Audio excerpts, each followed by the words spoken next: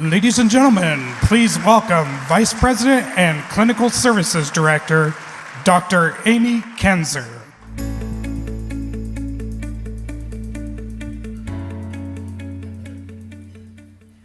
The first day of kindergarten is marked by a flood of emotions, perhaps a few tears, and a keepsake photo of your baby wearing a too big backpack and holding a special lunchbox in his hand.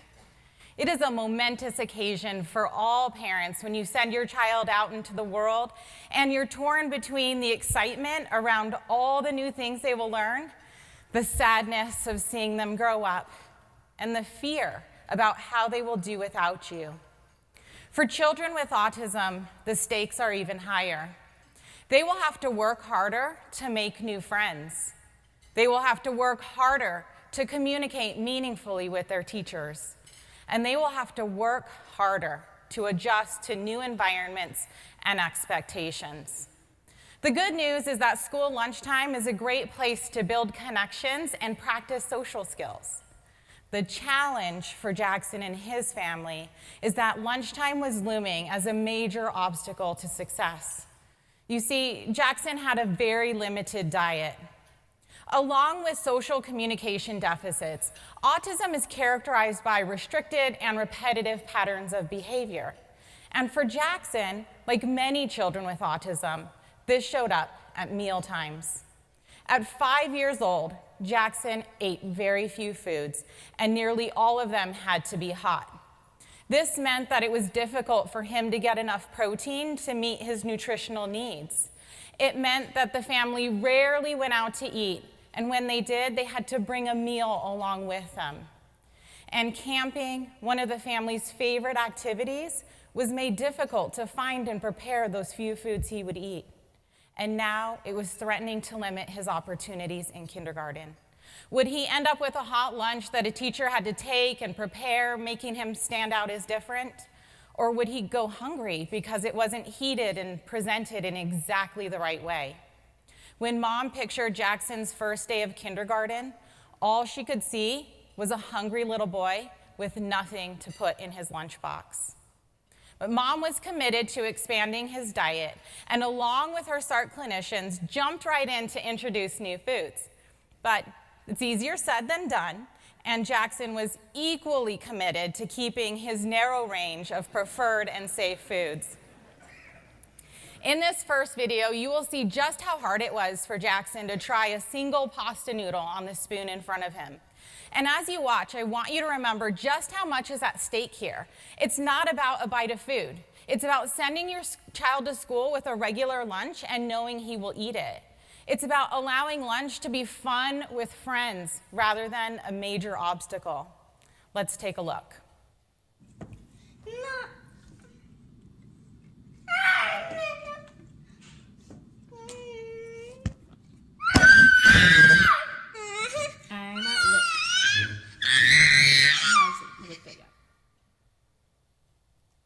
Jackson and his family had tried feeding therapy before, and we had even attempted a simple first-then approach, first requiring him to take a bite of new food before earning a reward.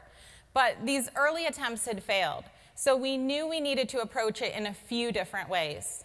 First, by offering Jackson a choice of food at each meal, so he had some control over what he was eating.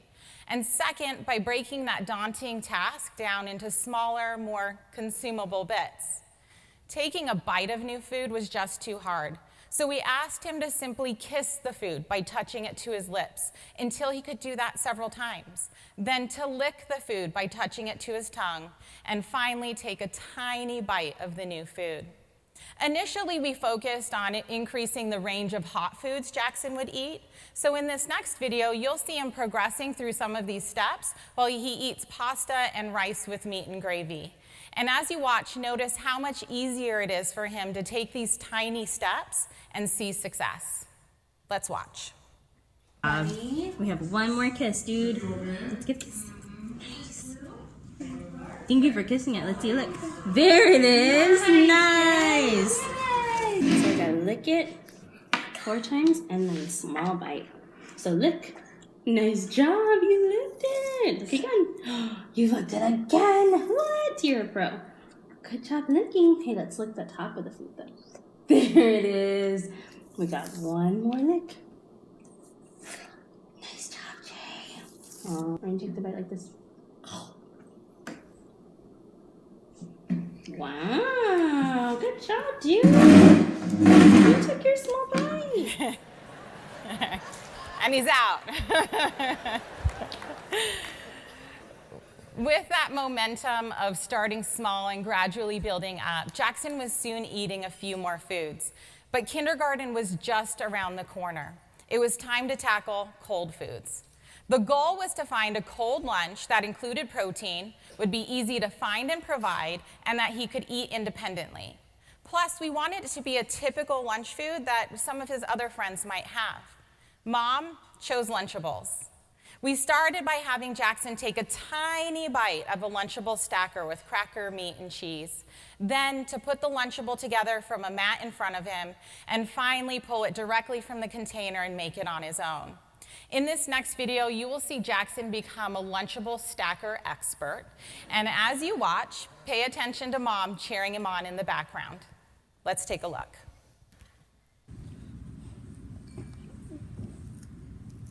Nice job sitting in your seat and taking your bite. Wow.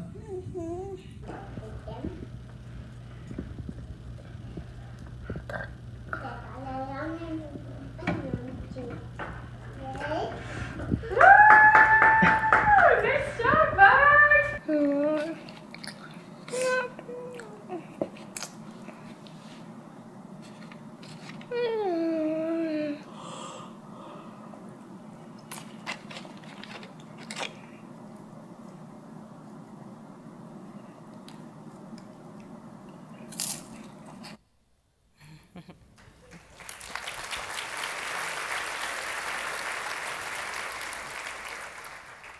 So what happened next for Jackson? He started kindergarten with a cool, kid-friendly lunchtime staple that Mom knew he would eat. It was a huge relief. And at a recent meeting, his teacher even commented that he's the best eater in the class. And Jackson's continuing to expand his diet. The kiss, lick, take a bite strategy is one that his family uses regularly to introduce new foods on their own. And Jackson has discovered so many more things that he likes to eat, and a few he doesn't care for. But that's okay, because now he has options.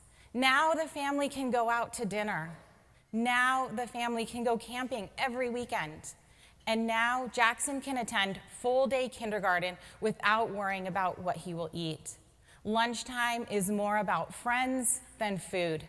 The limitations are smaller. The opportunities are growing, and we couldn't be happier for Jackson and his family. Thank you.